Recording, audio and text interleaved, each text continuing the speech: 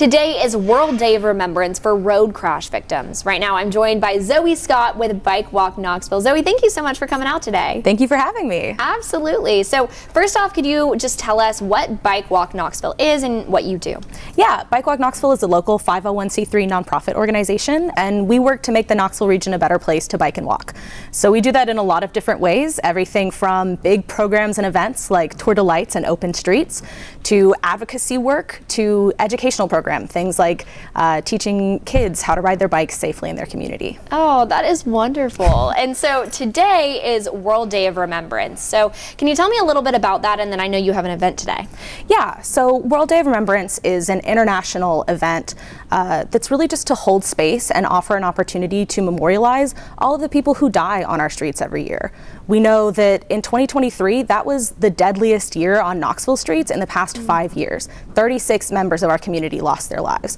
So what World Day of Remembrance is about is really to hold space, remember those lives that are lost, and acknowledge how we need to do better for our community. Our streets need to be safe for everyone. Oh my goodness, that's such an important message, and so that's going to be celebrated at an event happening today near Market Square, right? Yes, so at noon in Market Square we're going to have a group gathered. We'll have a few speakers to talk about the importance of this issue, to really make sure to note that these are not just numbers, these are not just statistics, these are mothers, fathers, neighbors, friends. These are people that we want to remember, and then talking about what we can do to make our streets safer. Right. Oh, and so if people want to get involved, they can come to the event today. Is there any ways for people to get involved with you and the work that you do in the future?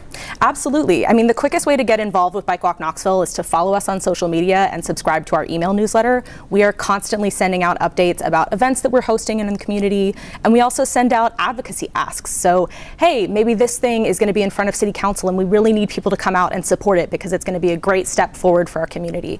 Or maybe there's another policy that we want to oppose because it has really high risks. So that's a great way to get involved with us. That is wonderful. And then also just speaking about safety when it comes to people biking, when it comes to drivers, what are some good tips for people to keep in mind? Well, really, we want to look at safety at the systems level. We think that the best way to make our streets safe is to make our streets safe. So doing things like slowing down the speeds, using infrastructure to make sure that the behavior has to follow safe metrics, right? But as far as what we can do as drivers, the best thing to do is slow down and pay attention. You can't avoid what you can't see. And we know that the human brain is not able to process things well at really high speeds. So we want to make sure that we're slowing down so that we can see the entirety of our surroundings and respond to that the best way possible. Wonderful. Well, Zoe, thank you so much for taking the time to come here to share this with us, and I hope the event today goes great. Yes, thank you so much. Absolutely. And 10 News reporter Avery Gingrich will be at that event later today, so you can check out 10 News at 6 tonight for more on the event. Right now, we're going to send things to break. We'll be back with a look at your final forecast.